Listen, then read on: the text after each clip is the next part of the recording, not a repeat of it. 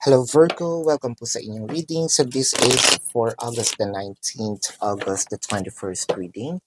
Para po sa mga bago, don't forget to click the subscribe button, smash the like button, comment below kung kayo po ay nakaka-resonate, and hit the notification bell para po ma-notify tayo every time na tayo nagre-release ng bagong video. Ano po? So Virgo, kung gusto niyo po sumali sa ating live sessions sa kabilang channel po, that is Babaylan TV. No, yan po ang ating unang channel catered for our international audience. So Virgo, ayan. I want you to know that this is a general reading. You may resonate with the entire reading or you may resonate with some bits and pieces of the reading, so take what's only yours. Virgo, so ang nakikita natin dito, parang naiwan tayo ng taong pinakamamahal natin and we felt a bit lonely, no? Wala naman tayo, parang para tayong inabandon na, no? But kasi tinatanong natin kailan ba siya magpapakita, kailan ko ba uli siya mahahawakan, kailan ko ba uli, no, maririnig yung boses niya. I feel like things, I don't wanna say soon yet, wala pa naman yung card, but one thing's for sure, na susulpot itong taong ito muli, no? So, let's check here some more cards. For a few numbers of you, either this is you or your person, but I felt like if this is a dry land, no? What I'm trying to say here is it could be national or international. Basta mainit dito sa lugar na ito, no? And I feel like mahilig sa mga exotic animals or it's sort of like safari. I know safari is not here, no? Safari, blah, blah, blah. Hindi naman dito yon. So, somewhat looks like that, no? Yung mga, sabihin natin, for some reason, baka malapit sa mga dagat, no? Somewhere mainit. Lahat naman ng lugar sa Pilipinas mainit. Well, hindi naman lahat, no? Baguio, malamig. Wag nyo nga ako anuhin. So, somewhere, I'm seeing sand kasi. So, it could also be somewhere from the Emirates, no? The Seven of Cups and the Hangman. Alam mo, well, actually, maganda naman itong ginagawa natin, Virgo, kasi parang nililibang natin yung sarili natin. Actually, that's good, no? Kung we are actually longing for someone and hindi natin alam kung anong gagawin, instead na magbukbok nga naman tayo, no? Although nandun pa rin naman yung longing, pero at least we're doing something productive, or at least kung di man siya productive in some others eye, at least productive sa'yo, no, na nalilibang mo yung sarili mo. Bakit ba naman natin kasi iisipin, no, yung sasabihin ng ibang tao? Either way, ang importante dito is nairaraos mo itong isang buong araw ng kahit papano hindi ka ganun kalungkot. And I think that's what's important, no? With the Knight of Swords, the Seven of Wands, the Ace of Wands, and the Sun. So medyo nag-aano tayo, overthink tayo dito, no? Baka kasi iniisip natin kasi malayo yung person, iniisip natin, meron kaya siyang mga kalandian dun. Worst, itong overthinking na nakikipag-sex kaya siya dun, no? Don't worry kasi ito pong video na ito is hindi naka-restrict po siya sa mga taong 18 years and below. Alright, so lahat tayo adult na dito. So, let's check the Seven of Wands, the Four of Pentacles, and the Tower. What I am seeing in here is, sabihin natin, medyo, we tried being strategic, no?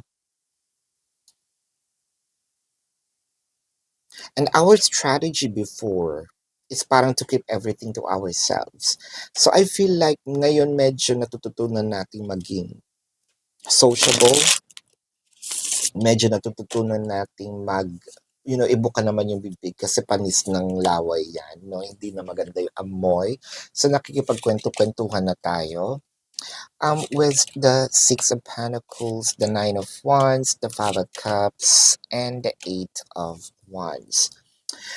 I feel like the separation here is not a mutual decision. Um,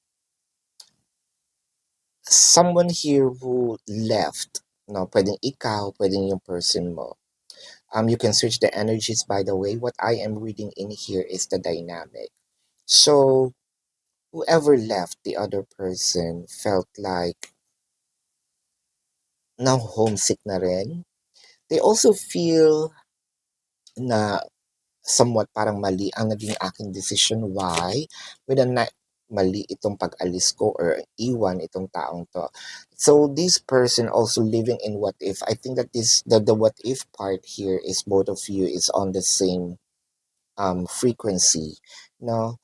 Na what if kaya na magkasama kami? So parehas yung naiisip.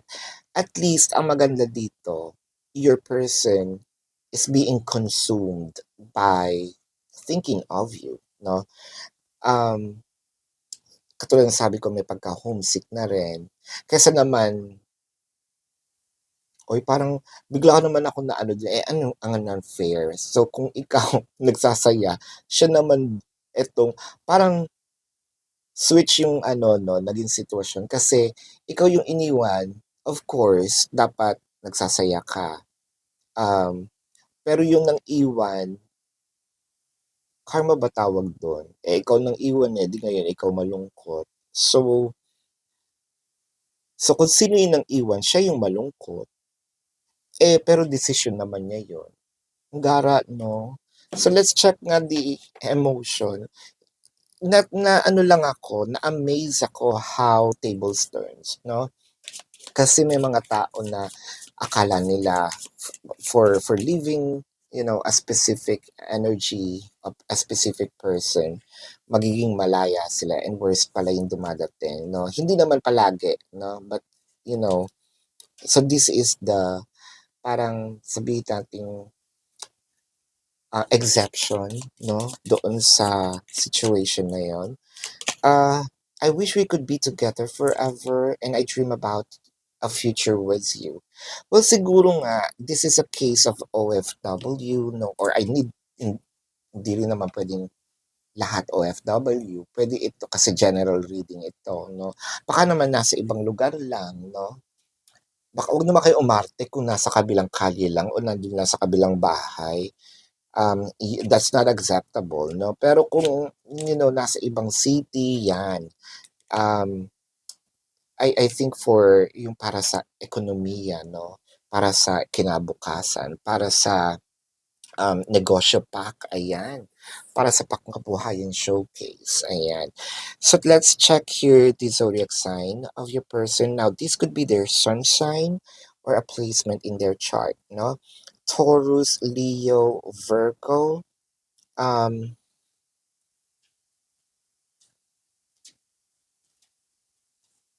Capricorn, no? Scorpio, Pisces.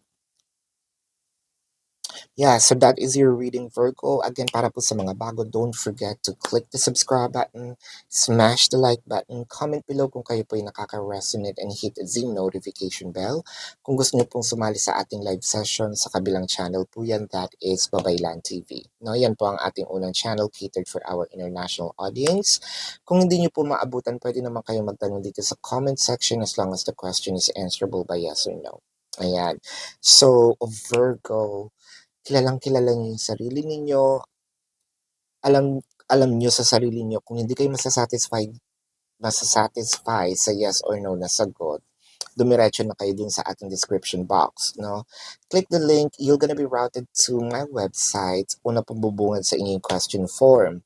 Hindi kasi siya kasya sa screen, sa ibaba niyo po yun ng konti, makikita niyo yung QR codes, so nandun po yung price, how much per question, um, the name, the number for your reference. I also created a discounted price of 4 questions plus one. So there's actually a bonus question and discounted pa, no? So take advantage of it. If you want to book a private reading, nandun din po yan, pakihanap sa QR code.